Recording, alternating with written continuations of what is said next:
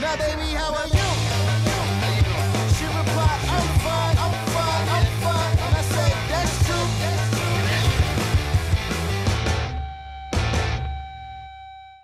Salut à toutes et à tous, bienvenue dans Foot Foot, l'émission qui commente, analyse, décortique toute l'actualité du FC Nantes. Après 8 journées, les Canaries sont 4e au classement de Ligue 1. Le meilleur début de saison depuis 20 ans avec un entraîneur comme Claudio Ranieri. Faut-il s'attendre à une saison exceptionnelle? C'est ce qu'on essaiera de savoir dans la prochaine demi-heure. Le FC Nantes qui prépare les années à venir, Rongier, Diego Carlos, Moutou Samy et le jeune Abdoulaye Dabo qui a signé son premier contrat professionnel à 16 ans. Est-on au début du renouveau de la formation nantaise? Eh bien, c'est la question que nous poserons à notre duo de choc qui était là lors de la première émission de l'année. Olivier Quin, l'ancien Canari. Bonjour Olivier. Bonjour Olivier. Et Pierre Hakim Ougourny qui s'y connaît sur le bout des doigts. Vous connaissez tous les jeunes du FC Nantes notamment. Et c'est pour ça que vous êtes là. Pas tous, mais beaucoup. beaucoup. Ouais. Allez, on commence par vos coups de cœur, coups de gueule. C'est parti.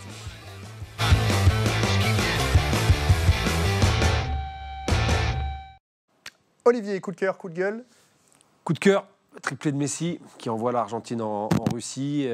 3 buts extraordinaires. Et puis une Coupe du Monde sans l'Argentine, ça n'aurait pas été une vraie Coupe du Monde. Donc je suis très très heureux que Messi et l'Argentine soient au rendez-vous de 2018. Pierre Hakim, coup de cœur, coup de gueule. Coup de cœur aussi, pardon, sur l'émotion qu'ont eu les commentateurs après les qualifications du Panama, même Omar Da Fonseca pour l'Argentine. Il a chanté. Hein. En Égypte, pour le commentateur égyptien aussi, le Costa Rica, c'est des choses qui nous font aimer encore plus le foot. C'est la passion, c'est l'émotion. Les Français n'ont pas eu... Il n'y a pas eu de temps commentateurs français n'ont pas eu la même joie. Ils n'ont pas eu l'occasion de... Nous aussi, on a un peu d'émotion finalement, parce que qui l'eût cru voir le FC Nantes aussi bien placé après 8 journées de Ligue 1? Peu de monde avait imaginé ce genre de scénario. Et vous, messieurs, est-ce que vous aviez imaginé que Nantes pouvait être 4e de la Ligue 1, juste derrière Paris, derrière Monaco, derrière Lyon? Derrière Marseille, pardon. Olivier? Même Ranieri n'y pensait pas, je pense, qu'il avait dit qu'au début septembre, qu'il serait prêt dans 2 mois, c'est-à-dire fin octobre, à la fin du mois. Nous, on n'y croyait pas non plus. On a été surpris un peu, bien Ranieri, sûr, plus de temps pour que les résultats arrivent. Et puis, il s'est appuyé sur quelque chose qu'il maîtrise très bien et qu'il a fait apprendre, entre guillemets, au groupe, c'est de bien défendre, c'est de très bien défendre. 5 buts encaissés, ça résume tout. Après, il y a bien évidemment qu'il y a un chantier sur le plan offensif, mais tant que vous êtes costaud, vous pouvez voyager, prenez pas de but, vous êtes capable d'en marquer un de temps en temps, ça vous fait gagner des matchs, et puis ça vous fait être 4e au bout de 8 journées. Regardez ce classement de la Ligue 1 après 8 journées, justement. Le Paris Saint-Germain est en tête avec 22 points devant Monaco, l'OM et Nantes, sachant que Marseille a une meilleure différence de but, plus 3 et plus 1. Dans le bas du classement, Lille est 18e avec un match en moins. Metz et Strasbourg ferment la marche. Alors avant de s'intéresser aux Canentins, un mot quand même sur, après 8 journées, sur les 2 premiers, les 2 derniers. On va dire, Pierre Hakim, qu'on est dans la logique des choses. Paris-Monaco en tête, Strasbourg-Metz à la fin. Oui, on est dans la logique. Paris-Monaco, je pense que tout le monde aurait misé sur ces 2 équipes-là en tête de championnat. Et Metz a perdu beaucoup de bons joueurs. Ils se sont affaiblis. Strasbourg, c'est le promu qui réussit le moins bien. Et qui joue bien pourtant. Hein. Ouais, qui joue bien, qui avait posé des problèmes à Nantes pendant tout le match. On se souvient de la tête d'Alcibiade dans les arrêts de jeu qui sauve Nantes du match nul. Mais on pensait sans doute pas que ça allait être ce promu-là qui aurait le plus de difficultés. Peut-être plus à Troyes ou à Amiens.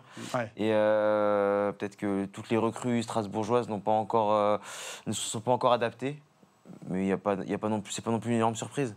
Et les Canaries, donc, qui n'en finissent plus de surprendre. Regardez les stats du début de saison pour les Canaries, avec, donc après 8 journées, une 4e place avec 16 points. C'est le meilleur départ, on le disait, hein, depuis 98-90, ils étaient alors 3e avec 16 points. Et puis l'année du titre, un an avant que vous n'arriviez au FC Nantes, Olivier, regardez, 2000-2001, eh bien après 8 journées, Nantes était 10e avec 11 points. Est-ce qu'on peut tirer déjà des enseignements de ce genre de chiffres où c'est trop tôt? On le voit, hein, 2000-2001, Nantes était 10e. Olivier? Si on continue les comparaisons, je crois qu'il avait fait le même début de saison avec Leicester, en Angleterre. On va y venir dans un instant, vous allez voir. Pour finir champion, ça peut durer. Alors, il se passe vraiment quelque chose quand même. Évidemment, mais comme j'ai dit tout à l'heure, c'est déjà être costaud défensivement. Il l'a dit, il préfère gagner 1-0, fermer la maison à double tour avec ses expressions. Et puis après, sur le plan offensif, il arrivera à faire progresser ses joueurs. Après, il y a le calendrier aussi qui fait qu'ils n'ont pas affronté les gros et ils vont passer au révélateur bordelais ce week-end. Là, on pourra en savoir un peu plus. Mais moi, je suis persuadé que ça peut durer. Alors, peut-être pas dans les 5-6 premiers, mais moi, j'ai dit entre la 6e et la 8e, oui, pourquoi pas. On va y venir à ce programme qui attend les Canaries là, jusqu'à la fin novembre. Le grand artisan, et c'est le seul pour vous, Pierre-Hakim, c'est Claudio Ranieri, ce super bon début de saison. C'est pas le seul. Les joueurs ont aussi une part de responsabilité, mais je pense que c'est vraiment le principal artisan de ce bon début de saison. Il connaît son effectif, il connaît les difficultés et les lacunes de ses joueurs. Donc il s'appuie sur leurs forces et sur ce qu'il sait faire de mieux, c'est-à-dire être solide, comme l'a dit Olivier, bien en place. Quand on regarde les matchs de Nantes, tactiquement, ça coulisse très bien défensivement. Les équipes ont vraiment du mal à approcher le but de Tatarusanu parce qu'il y avait une ligne avant que Rongier revienne, une ligne de 2 avec Abdoulaye Touré et Giroto et ensuite une ligne de 4. C'était vraiment très difficile de s'approcher des buts et c'est très bien en place et c'est difficile de contourner le bloc. Olivier, c'est fort ce qu'il fait. Excusez-moi, oui, mais c'est quand même très fort ce qu'il fait parce que les joueurs, là, il a construit l'équipe en début de saison. Il y a eu 9 arrivées quand même à Nantes. Ouais, sur les 9 arrivées, il n'y en a pas beaucoup qui jouent. Il s'appuie déjà sur le plan défensif, sur ceux qui étaient là la saison dernière. Alors on peut ajouter Palois, mais vous mettez Dubois, Diego Carlos, Lima, Gigi, ces joueurs-là, plus Tatarusanu dans le but, étaient là la saison dernière. Donc déjà, ça c'est un point positif. Ensuite, les joueurs adhèrent à ce qu'il leur est proposé. C'est important. Ouais. Vous prenez Salah qui marque peu de buts. En fin de saison, si l'équipe est 4e et qu'il a marqué moins de buts que la saison dernière, il s'en fichera parce qu'il aura fini 4e ou 5e. Mais non, mais voilà, c'est important. Et après, c'est un projet collectif. Et on met moins en lumière les joueurs parce que tous les joueurs adhèrent. Mais est-ce qu'on n'est pas un peu dans la philosophie et dans la mentalité de ce qu'avait inculqué Conceição l'an passé? Alors, pas forcément dans le jeu, mais dans... tu travailles, tu fais partie de l'équipe, c'est un projet collectif, sinon tu en sors. On a vu Harit l'année dernière. Sinon, tu joues pas puisque tu n'adhères pas au projet, effectivement. Mais Pierre-Hakim l'a bien dit. Il a ciblé les forces et les faiblesses de son effectif. Les forces, c'est être costaud, bien défendre ensemble, ne pas prendre de but, et puis après, essayer de faire progresser sur le plan offensif. Mais c'est toujours le plus dur à faire. Elle est meilleure, cette équipe, que celle de l'an passé, Pierre-Hakim, pour vous? Je ne sais pas si elle est meilleure. C'est difficile, parce que je pense qu'individuellement, elle est moins bonne. En termes de chiffres, en tous les cas, elle est meilleure. Oui, elle est meilleure en termes de chiffres. Mais Conceição avait un bilan très très bon. Hein. Il a longtemps été parmi le 3e, 4e bilan de... Et quand on reprend le début de saison, si on compare les deux saisons, l'an passé, l'équipe était assez semblable aussi, celle de Girard en tout début de saison. Ouais, elle était un peu plus poreuse, on va dire, défensivement. Girard voulait être solide. Et il n'a pas forcément réussi à inculquer cette science de la défense à ses joueurs, ce que Ranieri a réussi à faire. Conceição avait mis ça en place aussi, mais avec un bloc plus haut, parce que les joueurs allaient chercher plus haut. Mais c'était tout aussi solide défensivement. Et après, effectivement, il y avait un peu plus de spectacle, puisque les joueurs étaient, quand ils récupéraient le ballon un peu plus haut, ça allait plus vite vers l'avant, ça se projetait plus. Et vous n'avez pas espoir qu'on découvre ça à venir dans le temps? Non. Là, il a travaillé sur les fondations, la défense. C'est pas dans sa culture. Tout est béton. C'est pas dans sa culture. Il a travaillé sur un bloc bas, voire médian par moment. C'est solide. Pourquoi changer d'attitude? Il le fera pas. Après, effectivement, c'est dans l'animation offensive où il faut améliorer les choses. Alors, on est obligé, et Olivier, vous l'avez fait tout à l'heure, de comparer cette équipe et ce début de saison avec celle de Leicester en 2015-2016. Eh bien, regardez, après 8 journées, vous n'aviez pas les bons chiffres. 4 victoires, 3 nuls, 1 défaite, 17 buts marqués, 15 buts encaissés. Et ils étaient 5e avec 15 points. C'était à peu près. De Leicester. À 3 points du leader de l'époque, c'était Manchester City. Ça interpelle quand même, ça, ces chiffres-là, ou pas du tout? Il y avait de meilleurs joueurs quand même. Ouais. Il y avait N'Golo Kanté qui était énorme, il y avait Mahrez, il y avait Vardy devant, il y avait des internationaux. C'était quand même supérieur. Ils ont profité aussi du fait que les gros, cette année-là, ne fassent pas une grosse saison. Et puis ils se sont envolés vers le titre. On peut comparer pas le faire avec Nantes. On peut comparer malgré tout les deux équipes, là, parce que si on regarde le classement de Nantes maintenant, le classement de Leicester à l'époque, on peut faire du copier-coller. Paris à la place de Manchester City et Nantes à la place de Leicester. On peut comparer au niveau de ce à quoi ressemble l'équipe. Mais comme a dit Olivier, les joueurs, on ne peut pas les comparer individuellement. L'équipe de Leicester était 10 fois supérieure à celle de Nantes. Il n'y a pas d'N'Golo Kanté, même si Rongier est très important, il n'y a pas d'N'Golo Kanté à Nantes, il n'y a pas de Riyad Mahrez. Oui, mais début 2015-2016, vous connaissiez N'Golo Kanté, vous connaissiez Riyad Mahrez? Oui, quand même. Bah, Honnêtement. Ah oui. Quand, oui, quand quand même. Kanté venait de faire une saison plus que correcte avec Caen. Ouais. D'ailleurs, il avait failli partir à Marseille. Mahrez était plus ou moins connu, même si c'était pas la star que c'est devenu. Vardy, pareil. C'est cette saison-là qui les Ouais. a fait stars derrière. Hein. Ouais. C'est grâce à cette saison-là qu'ils ont pu. Même si on aller entend jouer, moins hein. parler de Mahrez maintenant. Non, un mais- peu moins. Non, C'est un plus, peu c'est moins. plus compliqué, mais c'est difficile à comparer. Effectivement, dans le style de jeu, c'est pareil. Dans les Et puis c'est le même dans entraîneur. les stades, c'est presque pareil. Et puis il a Mais pris l'équipe. sur la Leicester durée- avait failli descendre l'année d'avant. En hein. plus, mais sur la durée, une équipe comme le Paris Saint-Germain, je vois pas pourquoi elle serait pas championne avec l'effectif qu'elle a, et je vois pas pourquoi Monaco ne serait pas deuxième. Donc, effectivement, peut-être que derrière, il y a une place d'honneur, une meilleure place que l'année dernière à aller chercher. Ça, c'est sûr. Alors à cette époque, à l'époque de Leicester, des joueurs, on en a parlé, N'Golo Kanté, Riyad Mahrez, Jimmy Vardy également, se sont révélés aux yeux du grand public. Est-ce qu'une bonne surprise comme ça, pourquoi pas, peut attendre les Nantais cette saison?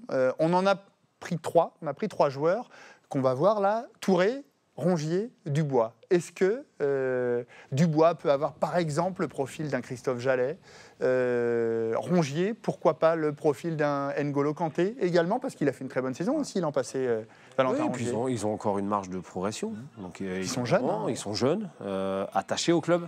Alors, attachés au club, leur avenir dépend du club aussi. On sait qu'ils ont été, pour certains, prolongés. Mais ça peut être effectivement de belles surprises pour la suite et de la saison et de leur carrière. Après, à eux de savoir ce qu'ils veulent faire ensuite. Est-ce que c'est rester à Nantes, comme Ouais. dit Rongier, parce qu'il est très attaché au club, ou aller dans un grand club français ou étranger? À force de dire que ça ne va pas durer, parce que quand on écoute à droite, à gauche, bon, il n'y a que 8 journées, ça va pas trop durer. C'est pas une source de motivation supplémentaire, ça, quand on est joueur, Pierre Hakim? Je pense que, forcément, après, Olivier le dira mieux que moi, mais je pense que les joueurs, ça dépend de leur caractère et de leur force mentale, mais ils vont puiser aussi un peu d'énergie dans les critiques et dans cette volonté de montrer aux gens qu'ils sont meilleurs que ce qu'ils peuvent dire. Les joueurs, ils ont une fierté, ils ont de l'orgueil, donc ils ont envie de montrer... Olivier? Puis quand vous êtes à bout de 8 journées 4e, vous n'avez qu'une envie, hein, c'est de rester 4e. Ouais, Donc ouais. je peux vous dire que les joueurs vont absolument rien lâcher. Léo Dubois, il l'a dit après le match contre Metz, on envoie un signal fort aux adversaires. Je pense qu'ils ont des ambitions, et puis je pense que c'est le discours aussi du coach. Donc je pense que moi, franchement, je pense que ça peut durer, parce que sur le plan mental, déjà, faire un bon début de saison, ça aide. Et puis pour la suite, moi, je pense qu'ils ont les qualités pour durer. Et Dans puis- ce système et dans cette façon de jouer, j'entends. On parlait du match de Metz, le dernier match à la Beaujoire. Regardez d'ailleurs cette action et cette occasion de revenir au score pour les Messins sur ce penalty manqué. On a l'impression que rien ne peut atteindre les Canaries en ce moment, Olivier, c'est ça? À l'inverse de Metz, qui est dernier ou avant-dernier, et qui a la possibilité de prendre un point à la dernière minute. On rappelle, ce penalty réussi, puis retiré Ouais. et raté par Nolan Mais Roux. il est à faire retirer, effectivement, Ouais. puisqu'il y a des Messins dans la surface. Mais vous allez voir que sur le deuxième, raté, il y a des Nantais dans la surface. Ouais. L'arbitre aurait dû refaire aussi, retirer ce deuxième pénal. Mais c'est vrai que c'est la réussite qui va aux équipes du haut de tableau. Alors les Canaries qui n'ont plus joué depuis une dizaine de jours, trêve internationale oblige, enfin plus joué en compétition officielle, ils ont joué un match, et quel match? Pierre Hakim, nous y étions ensemble, regardez quelques images, c'était face à Niort, un match amical la semaine dernière, vendredi, sous un superbe soleil à la Chapelle-sur-Erdre. Les Canaries qui se sont inclinés 2-1 face aux joueurs de Denis Renaud. À quoi ça sert ce genre de match, Olivier? On rappelle, l'horaire du match, ça avait lieu à midi quand même, hein. Olivier. C'est de l'ordre de l'apéro, ça sert à... Ça vous éniez ce genre de match, vous? Non, mais jamais ça nous arrivait de jouer à midi. Ouais. C'était- Alors pourquoi c'était là 15 heures. Il y a peut-être un avion à prendre pour l'entraîneur derrière de bonne heure. Mais ça sert surtout à relancer les joueurs qui jouent peu, à leur donner du temps de jeu et à voir leur comportement, savoir s'ils ont envie de se bouger pour essayer de gagner une place de titulaire. Mais vaut mieux pas une bonne séance d'entraînement plutôt qu'un match? Parce qu'on l'a senti, les Canaries, Pierre Hakim n'était pas forcément très motivé face à des Niortais qui avaient envie de jouer. Les plus motivés, ce sont les joueurs de Ligue 2, forcément. Mais quand on est joueur et qu'on ne joue pas le week-end, donc on a la possibilité de prouver à son entraîneur qu'on a des qualités et qu'on peut intégrer ce 11 de départ, on se bouge. Et je crois que tous les joueurs ne l'ont pas fait. Le problème, c'est ça. Il y en a qui ont marqué des points pour vous? Sur ce match, franchement, j'en ai pas trop vu. Mais après, les joueurs qui ont été utilisés, il y a, on va dire, la moitié sur qui Claudio Ranieri ne compte pas vraiment. Leur donner un peu de temps de jeu. J'ai vu Ouais. que Moabé avait joué. Les Ouais. joueurs, Il les a joueurs marqué, comme- Il a d'ailleurs. marqué, mais il ne jouera jamais. Les joueurs comme Moabé, comme Gandhi, même s'il fait quelques entrées, c'est pas un joueur majeur pour Ranieri. Le petit Kolomuani, pareil. Walongwa ne jouera pas énormément. Alcibiade, même s'il a été décisif quand il a joué, il ne jouera pas non plus énormément. Là, il a plus mis ces joueurs-là pour leur donner un peu Du temps de jeu, puisque normalement, il y a plus d'intensité sur un match contre une Ligue 2 que sur une séance Ouais. d'entraînement. Donc c'est aussi, ça doit normalement leur servir Ça à ces doit. joueurs-là. Ça Mais devrait, ça aurait dû. Ce match ressemble beaucoup à celui qu'il y a eu contre les Herbiers il y a un mois ou Ouais. je sais plus combien de temps, pardon. Perdu par les Nantais Ouais, également. perdu 4-2 contre une équipe de National, et c'était les joueurs de National qui avaient le plus envie, et les Nantais marchaient et n'avaient pas forcément l'envie d'être Ça là. conforte le coach dans ses choix. hein. Alors, à noter que durant cette trêve internationale, un joueur nantais, et on va le voir à l'écran, c'est Chidozie Awaziem, s'est qualifié. Ça sera le seul représentant du FC Nantes à la prochaine Coupe du Monde avec le Nigeria en battant la Zambie 1-0. C'est important que Nantes soit représenté, Olivier, en un mot, comme ça ou... C'est surtout important pour le jeu. Pour lui, ouais. Pour le club. Surtout que, est-ce qu'il sera encore nantais Ouais, en il plus, n'est que prêté, il est que donc, prêté, en est-ce qu'il sera encore nantais au moment de la Coupe du Monde Alors, bien loin de la Coupe du Monde, on revient au programme qui attend les Canaries dans les prochaines semaines. Regardez, avec, on l'a dit tout à l'heure, on va en parler dans un instant, ce déplacement à Bordeaux, puis les Nantais qui iront également à Dijon, Rennes et Paris, et qui recevront Guingamp, Toulouse et Monaco. Que vous inspire ce calendrier? On rappelle le calendrier des 8 premiers matchs hein, depuis le début de saison. Nantes a joué contre Lille, Marseille, Troyes, Lyon, Montpellier, Caen, Strasbourg et Metz. On sait que ça s'est plutôt bien passé. Est-ce que ça peut être la même chose ici, Olivier? Ouais, il y a des points à prendre. Plus on va avancer aussi dans le championnat, plus les équipes vont avoir besoin de points, surtout celles du bas de tableau, et ça sera compliqué. D'aller à Dijon, pas facile. À Rennes, on sait que c'est un derby. Recevoir Guingamp, Toulouse, c'est jamais facile. Alors, je ne parle pas de Monaco et Bordeaux, mais c'est vrai qu'il y a des points à prendre. Après, c'est vraiment le premier test, c'est Bordeaux dimanche. Ouais. S'il y a un résultat positif, derrière, ça peut permettre d'enchaîner sur une série qui est très bonne, d'ailleurs. Parce qu'il y avait eu des tests en début de saison, mais Marseille et Lyon étaient encore en rodage. Là, Bordeaux, pour le coup, Ouais, puis, est rodé. Là. il y avait eu un test contre Lille, et puis Lille s'est cassé la figure petit Après, à petit ouais. pour être 18e. Donc ça veut... les 2-3 premiers matchs de saison ne veulent pas dire grand-chose. Là, Ouais. on rentre plus dans l'heure de vérité et on va vraiment voir les qualités et les faiblesses de chaque équipe. Le championnat commence vraiment maintenant, Ouais, à la 9e journée. Bordeaux-Nantes, c'est 15h au Matmut Atlantique, dimanche après-midi. Un petit pronostic d'ailleurs, puis on va voir les autres matchs de cette 9e journée. Olivier? 0-0. Ah oui, vous êtes comme ça, vous, Mm. dans le derby de l'Atlantique. Et il y aura 1000 supporters nantais d'ailleurs. Ouais. Pierre Hakim? 1-2. 1-2, une victoire nantaise. Allez, on croise les doigts, puis vous voyez autrement Lyon-Monaco vendredi, et cette journée qui se terminera par un Strasbourg-Marseille dimanche soir. Alors, il ne sera pas à Bordeaux ce week-end, et pourtant, bien, ce jeune joueur de 16 ans et 7 mois a signé son premier contrat professionnel avec le FC Nantes. Abdoulaye Dabo devient le plus jeune joueur professionnel évoluant au FC Nantes. Ce meneur de jeu a été courtisé notamment par la Juventus de Turin, qui avait fait une offre de 5 millions d'euros. Alors on a voulu en savoir un peu plus sur lui, et on est allé à la source. Regardez. Voici celui dont tout le monde parle. À 16 ans et 7 mois, Abdoulaye Dabo est le plus jeune professionnel que le FC Nantes ait connu. Retour 10 ans plus tôt, au pied du pont de Cheviré. C'est sur le terrain de la Bernardière, au sein de la JSC Bellevue, que le jeune Abdoulaye fait ses premiers pas sur un terrain de foot. Caïs, éducateur au club, se souvient. Il est venu à l'âge de 5 ans, 6 ans. C'était un petit gamin qui avait sa petite crotte de nez blanche là, qui coulait. Voilà, c'est le souvenir que j'ai. Quand on l'a vu la première fois, c'était ça. Et puis très vite, le jeune Abdoulaye fait parler son talent. Il jetait souvent un petit œil, un petit regard avant de faire son crochet ou avant de faire son accélération. Il sait tout faire. À son âge, il savait déjà tout faire. Et puis, il est mature. C'est un gamin qui a tout le temps été mature et très, très, très réservé. Abdou était là, voilà. Ce qui ne l'empêche pas d'être repéré et d'intégrer rapidement le Pôle Espoir en 2014. Il devait être ici, je crois.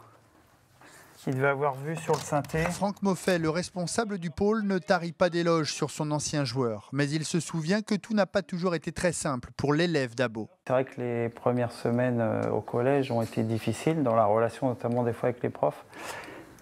Et je garde ce souvenir que sur la deuxième année, l'année troisième, il a obtenu brillamment le brevet des collèges, je crois avec mention, et que les profs regrettaient presque son départ à l'issue des 2 ans. Au Pôle Espoir, comme à la JSC Bellevue, on espère désormais qu'Abdoulaye Dabo suivra le chemin des plus grands. comme un certain Paul Pogba, avec lequel son entraîneur en équipe de France U17 l'a déjà comparé. C'est pas le vrai Paul Pogba, là. Ah bon, ça, vous il a l'aurez changé. remarqué. C'est Patrick Gonfalon, l'entraîneur de l'équipe de France U17, qui le compare.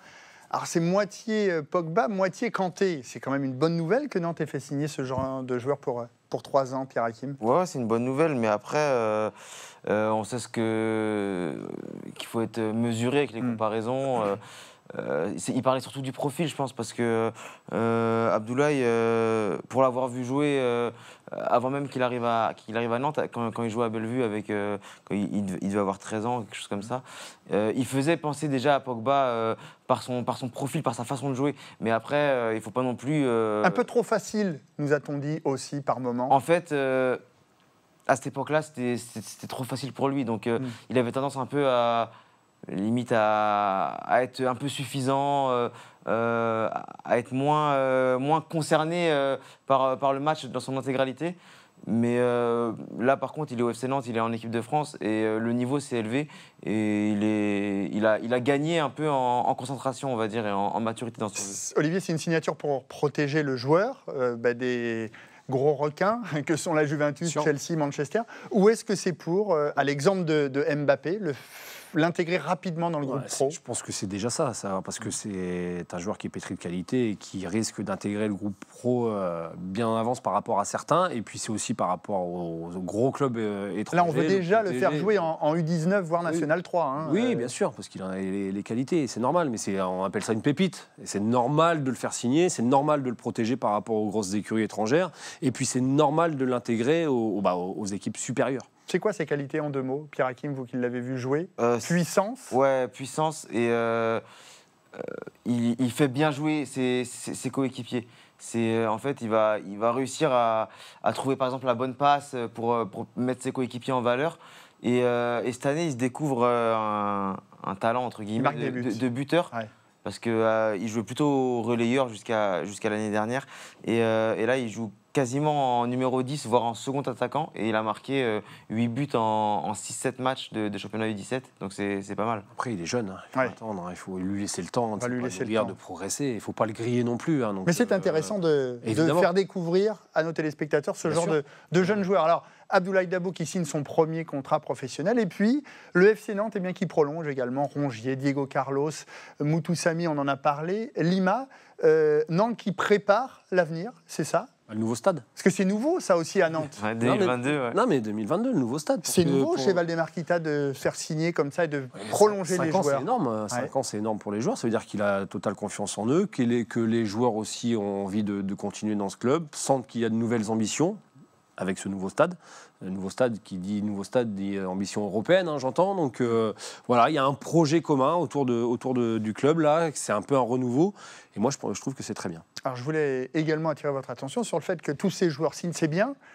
Et puis, le capitaine, Léo Dubois, lui, n'a toujours pas prolongé. Comment vous expliquez ça, Pierre Hakim? Je pense que... On le rappelle qu'il est en fin de contrat. En juin 2018, il sera libre de faire ce qu'il veut à partir du 1er janvier. Donc, le temps presse, mais je pense que... le club et lui-même n'arrivent pas à trouver d'accord. Peut-être que les exigences de Léo Dubois ne sont pas en accord avec celles du club et que le terrain d'entente n'est pas encore trouvé, mais c'est vrai que ça commence à devenir problématique.